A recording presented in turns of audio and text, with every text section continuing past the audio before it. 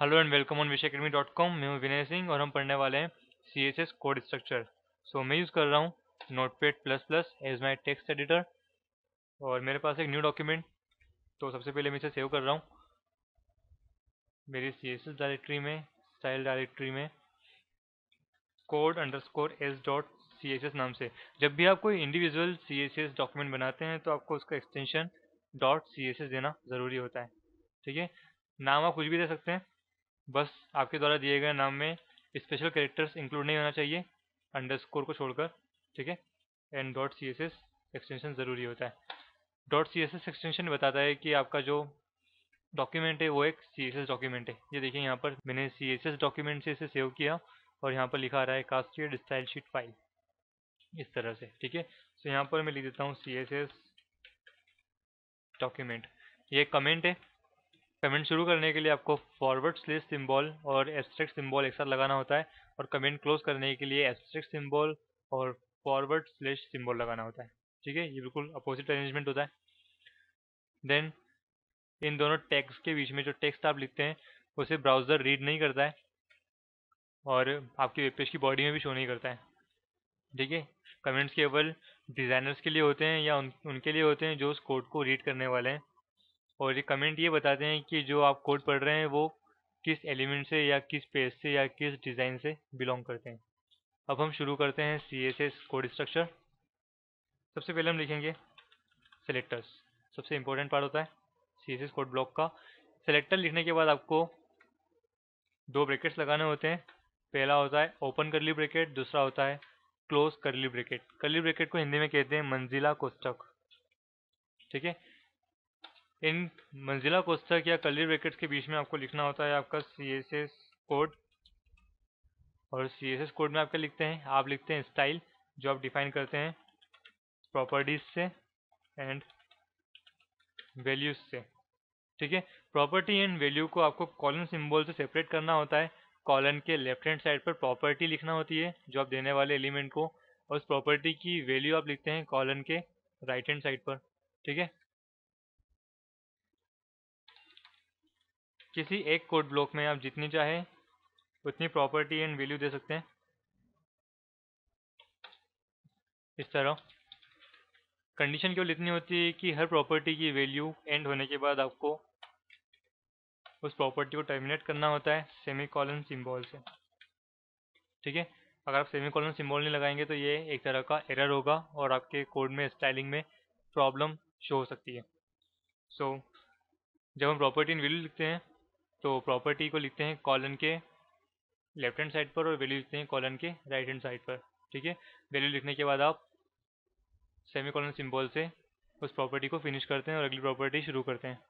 ठीक है, अब हम बात करते हैं कर्ली ब्रैकेट्स की। कर्ली ब्रैकेट को हम कोड बाइंडर भी कह सकते हैं, क्योंकि इनके अंदर आने वाला जितना भी कोड होता है इनको आपस में बाइंड कर देते हैं और एक ग्रुप बना देते हैं कोड का, जिसे हम कोड ब्लॉक कहते हैं।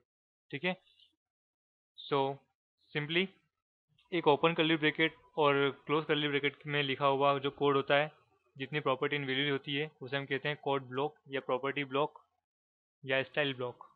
ठीक है, इस कोड ब्लॉक को रिप्रेजेंट किया जाता है सेलेक्टर के द्वारा। सेलेक्टर कोड ब्लॉक के रिप्रेजेंटेटर होते हैं जो आपके किसी कोड ब्लॉक को रिप्रेजेंट करते हैं। ये CSS का बहुत ही इंपॉर्टेंट पार्ट होता है। CSS selectors actually code block representator होते हैं। इन्हीं का यूज़ करके हम किसी CSS कोड ब्लॉक को किसी HTML एलिमेंट से लिंक करते हैं और HTML एलिमेंट्स को स्टाइल प्रोवाइड करते हैं।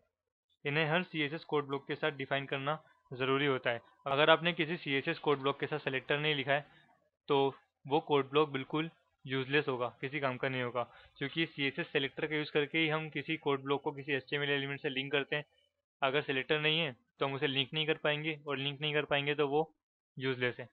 ठीक है, सो सेलेक्टर लिखना ज़रूरी होता है हर कोड ब्लॉक के साथ में। तो आप इस तरह किसी CSS डॉक्यूमेंट में जितने चाहे उतने कोड ब्लॉक बना सकते हैं, इस तरह। ठीक है, सेलेक्टर्स को लिखने के लिए या डिफाइन करने के लिए कुछ स्टैंडर्ड रूल्स होते हैं जो इस तरह है। सबसे पहला रूल होता है कि जो सेलेक्टर्स होते हैं उनका नाम अल्फ़ाबेट से शुरू होना चाहिए, ABCD से के किसी अक्षर से। ठीक है, नंबर से शुरू नहीं होना चाहिए या किसी सिंबल से शुरू नहीं होना चाहिए, ठीक है। किसी अल्फ़ाबेट कैरेक्टर से शो होना चाहिए, जो भी आप नाम देना चाहते हैं उसे, ठीक है। देन सिलेक्टर के नाम में अंडरस्कोर के अलावा किसी और स्पेशल कैरेक्टर का यूज़ नहीं होना चाहिए। और आपको मैं याद दिलाना चाहूँगा कि स्पेस जो होता है ये भी स्पेशल कैरेक्टर होता है।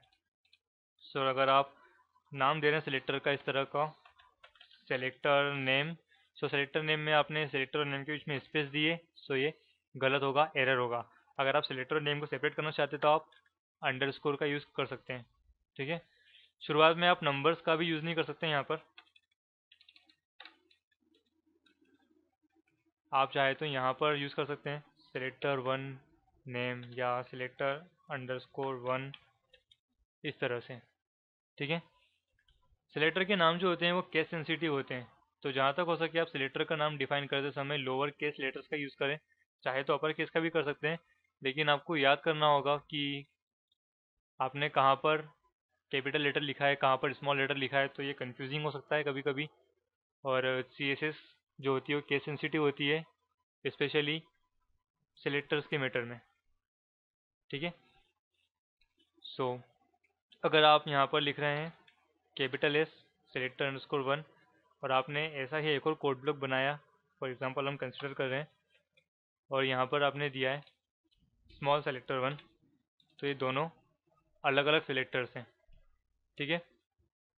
तो अगर आप बाद में कॉल करते हैं तो आप स्मॉल वाले को कॉल कर रहे हैं या कैपिटल वाले को, ये कंफ्यूजिंग हो सकता है। सो अगली प्रॉपर्टी यही है कि आप जब भी सेलेक्टर का नेम दें तो वो यूनिक दें, ताकि आप उसे पहचान पाए और कोड ब्लॉक में कन्फ्यूज़न ना हो, ठीक है। देन इनकी लेंथ जो होती है वो आप चाहे तो जितनी बड़ी देना चाहे उतनी बड़ी दे सकते हैं, लेकिन ऑन स्टैंडर्ड लेवल इनकी लेंथ मैक्सिमम 8 to 10 कैरेक्टर्स की होनी चाहिए, ठीक है, ताकि ये ज़्यादा टाइम भी ना लें और ज़्यादा साइज़ भी ना लें, ठीक है।